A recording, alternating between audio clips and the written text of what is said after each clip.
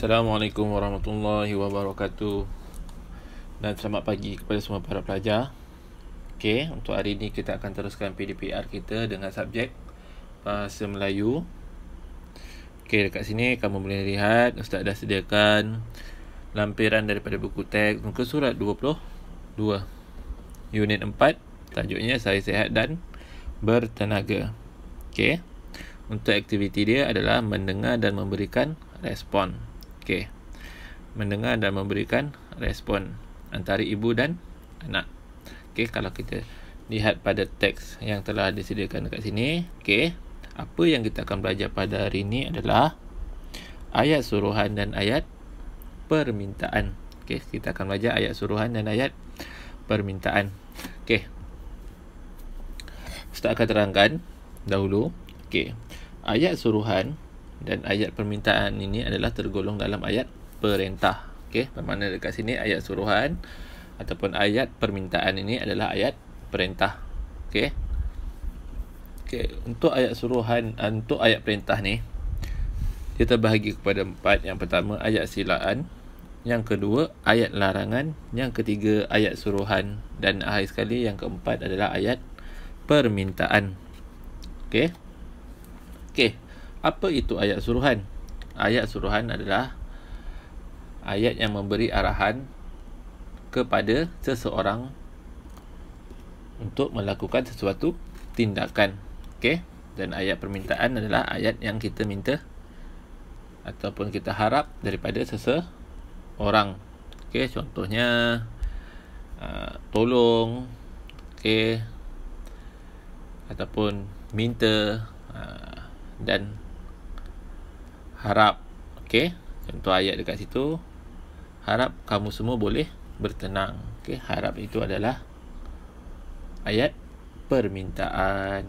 Okey, sebab kamu minta semua untuk bertenang. Okey, so kita akan teruskan kepada teks yang telah disediakan di sini. Okey, kalau kamu boleh lihat dekat sini. Okey, yang pertama tu, Nabila mari tolong ibu. Okey, Nabila pun jawab, baiklah ibu. Mari tolong. Okey, kalau kamu nampak kat sini. Okey, tolong. Nabila, mari tolong ibu. Tolong itu adalah ayat permintaan. Permintaan daripada ibu kepada Nabila untuk menolongnya. Okey. So, kita pergi kepada sebelah. Okey, ayat dekat sini, Nabila, ambilkan buah lemon dan halia. Okey, Nabila pun jawab, ya ibu, saya ambilkan. Okey, kalau kamu nampak kat sini, ambilkan. Itu adalah ayat suruhan. Ibunya meminta kepada ataupun menyuruh ataupun memberikan arahan kepada Nabila untuk ambilkan buah lemon. Okey. Seterusnya, terima kasih Nabila. Nabila perlu memerah lemon. Perlu memerah. Itu adalah ayat suruhan, arahan daripada ibu untuk Nabila memerah lemon tersebut. Okey.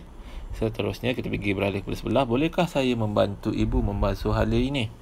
Bolehkah saya membantu ibu? Bolehkah? Itu adalah permintaan Nabila kepada ibunya. Okey. Seterusnya, Nabila, minumlah air ini. Minumlah. Okey. Permintaan daripada ibunya untuk Nabila minum air tersebut. Minumlah air ini sekurang-kurangnya 2 kali sehari. Okey. Okey, kat sini kamu dah nampak dia ada bagi contoh ayat suruhan dan ayat permintaan. Okey. Contoh kat sini, apa lagi yang Ustaz boleh terangkan adalah biasanya ayat permintaan ini dia menggunakan kata ganti nama yang kedua. Okey, untuk kata ganti nama kita dah belajar sebelum ni, ada yang pertama, ada yang kedua dan yang ketiga. Biasanya yang menggunakan yang kedua. Okey, kata ganti nama yang kedua tu boleh digugurkan. Biasanya akan digugurkan.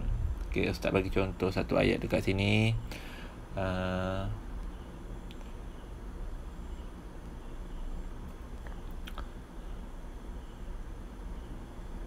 Tolonglah kamu, ayat dia aku contoh. Yang kalau yang pertama ni dia ada kata ganti nama, kata ganti diri yang kedua. Okey, contoh dia, kamu semua tolong senyap.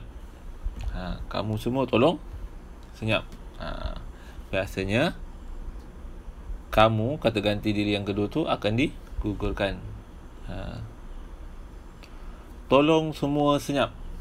Okey, itu adalah ayat yang tanpa menggunakan kata ganti diri yang kedua. Selain itu, dalam ayat ni juga kamu boleh letak partikel lah. Okey, partikel lah biasanya dekat perkataan tolong. Okey, dekat ayat permintaan tu tolong. Okey, tolonglah. Okey, tolonglah dekat imbuhan akhiran dia. Okey, kamu boleh tambah lah untuk melembutkan ayat tersebut. Tapi dekat predikat dia, tolonglah senyap semua. Senyap semua tu predikatnya masih ditegaskan. Okey, Ustaz harap kamu boleh faham, dan sekiranya kamu masih tidak faham, kamu boleh WhatsApp ataupun call Ustaz akan terangkan lagi kepada kamu. Okey, so nanti Ustaz akan bagi sedikit aktiviti kepada kamu dan Ustaz harap kamu boleh buat. Okey, dengan itu, Assalamualaikum warahmatullahi wabarakatuh.